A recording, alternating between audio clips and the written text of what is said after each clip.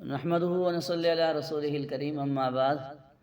الحمدللہ ہمارے 9 پاروں کا خلاصہ مکمل ہو چکا اور آج ہمارا 10واں پارہ ہے۔ اس پارے کی بالکل ابتدا کے اندر مال غنیمت کی تقسیم کے متعلق بتلایا گیا۔ وَاعْلَمُوا أَنَّمَا غَنِمْتُم مِّن شَيْءٍ۔ مال غنیمت کی تقسیم کیسے ہوگی کہ 4 حصے مجاہدین کے اور 1 حصہ یعنی 5 حصے ٹوٹل بنائے جائیں گے کل، اور ان میں سے 4 حصے مجاہدین میں تقسیم ہو جائیں گے برابر، پیادہ اور اسی طرح گھڑ سوار کے فارس کے فرق کے ساتھ کہ فارس جو ہوگا یعنی گھڑ سوار جو ہے اس کو 2 حصے اور پیادہ کو 1 حصہ ملے گا۔ لیکن باقی جو 5واں حصہ ہے وہ چونکہ خالصتاً اللہ کی ملکیت ہے تو وہ اللہ کی طرف سے جناب نبی کریم صلی اللہ علیہ وسلم، آپ کے قرابت دار، یتیموں اور مسکینوں اور مسافروں کے لیے ہے۔ یہ ان حضرات میں تقسیم ہو جائے گا۔ اور پھر اس کے بعد مَا كَانَ لِنَبِيٍّ أَن يَكُونَ لَهُ أَسْرَىٰ، ان آیات میں جو غزوہ بدر کے موقع پر 70 سردار مشرکین کے 70 سردار جو گرفتار ہوئے تھے اس متعلق جو فیصلہ کیا گیا تھا، کیونکہ یہ ہوا کہ کیا کیا جائے ان کے متعلق، تو حضرت صدیق اکبر رضی اللہ تعالیٰ عنہ کی رائے اور بعض صحابہ کی رائے یہ تھی کہ انہیں فدیہ لے کر چھوڑ دیا جائے، اور حضرت عمر فاروق رضی اللہ تعالیٰ عنہ اور بعد میں حضرت معاذ رضی اللہ تعالیٰ عنہ کی رائے یہ ٹھہری کہ نہیں، انہیں قتل کر دینا چاہیے۔ جناب نبی کریم صلی اللہ علیہ وسلم رحمت للعالمین ہیں، تو رحمت للعالمین ہونے کی وجہ سے آپ نے وہ فدیہ والی صورت کو پسند فرمایا اور اسی پر عمل کیا گیا۔ اس کے بعد پھر اللہ تعالیٰ کی طرف سے عتاب نازل ہوا کہ فدیہ لے کر چھوڑنا نہیں چاہیے تھا، بلکہ وہی قتل والی صورت آپ حضرات کو اختیار کرنی چاہیے تھی۔ لیکن پھر چونکہ یہ کام ہو چکا تو پھر اس فیصلے کو اللہ رب العزت نے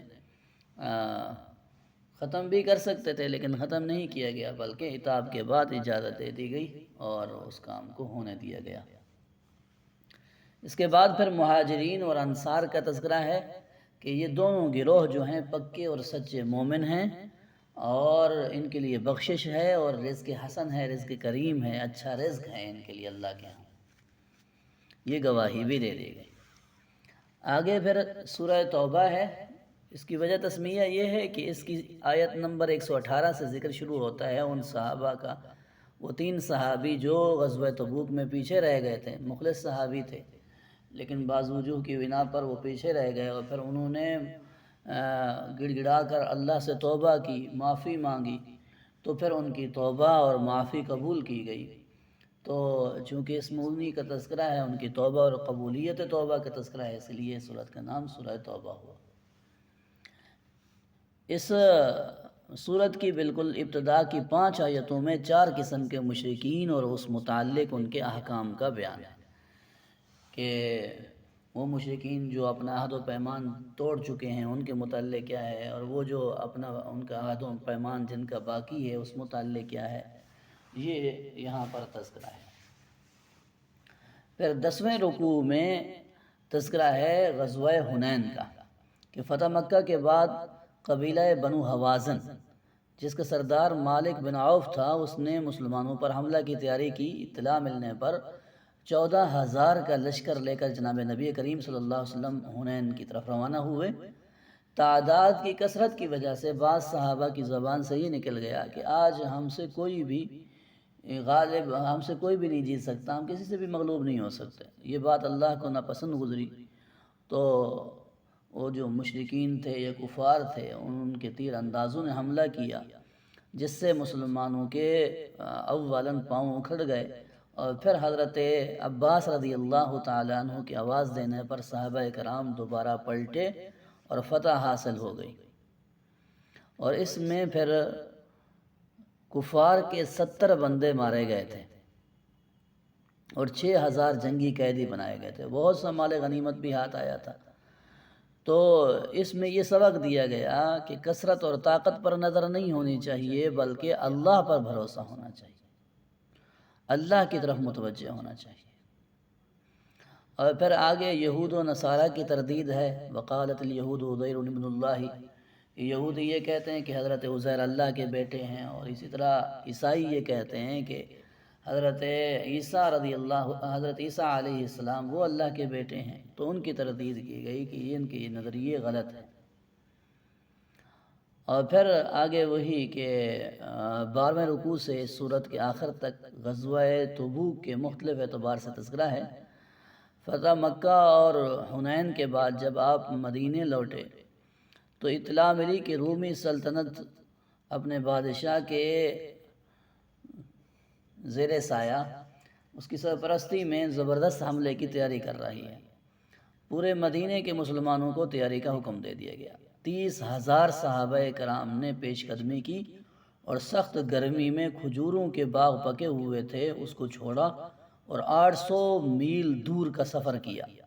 ساز و سامان کم تھا، پیش قدمی کی وجہ سے کفار پر رعب طاری ہو گیا اور وہ واپس چلے گئے۔ منافقین ہیلے بہانے کر کے مدینہ منورہ میں رک گئے، اور چند صحابہ کرام، وہ تقریباً وہی 3 ہیں، تو وہ بھی اپنی کسی وجہ سے رک گئے تھے۔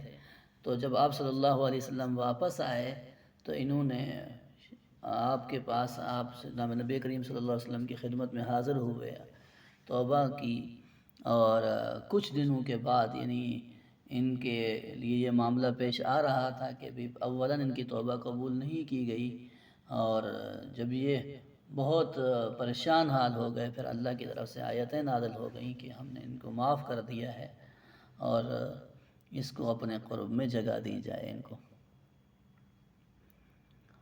اور پھر آگے حضرت صدیق اکبر رضی اللہ تعالیٰ عنہ کی ہجرت کا وہی واقعہ تذکرہ ہے۔ اذ یقول لصاحبہ لا تحزن ان اللہ معنا، کہ جب وہ اپنے ساتھی کو کہہ رہا تھا، یعنی جناب نبی کریم صلی اللہ علیہ وسلم اپنے ساتھی حضرت صدیق اکبر رضی اللہ عنہ کو کہہ رہے تھے کہ تم غمگین نہ ہو، اللہ کی مدد ہمارے ساتھ ہے، اللہ کی نصرت ہمارے ساتھ ہے، اس کا تذکرہ ہوا۔ پھر اسی طرح اسی میں ہی مصارف صدقات، انما الصدقات للفقراء والمساکین، یعنی مصارف زکوٰۃ کا تذکرہ ہوا جو 8 ہیں، اور اس کے یعنی مسکین، فقراء، اور پہلے تو یعنی یہ بھی تھے یعنی غلام وغیرہ کو چھڑوانا، اس میں بھی ہو سکتی تھی۔ تو بہرحال یہاں پر پھر زکوٰۃ کے مصارف کو لیا گیا۔ اس کے بعد آخر میں منافقین کا تذکرہ ہے کہ منافقین کس قدر اسلام کو نقصان پہنچانے کی کوشش کر رہے ہیں، اور ان کے لیے پھر ہمارا فیصلہ کیا ہے۔ دنیا بھی ان کی برباد ہے اور آخرت میں بھی ان کے لیے عبرتناک سزا ہے۔ تو اس پارے کے اندر یہ چند باتیں جو ہم سامنے انہی ذکر کر رہے ہیں، اس کے علاوہ بھی بہت سے رموز ہوتے ہیں۔ بہرحال اللہ صحیح معنوں میں ہمیں سمجھ نصیب فرمائے۔ وما علینا الا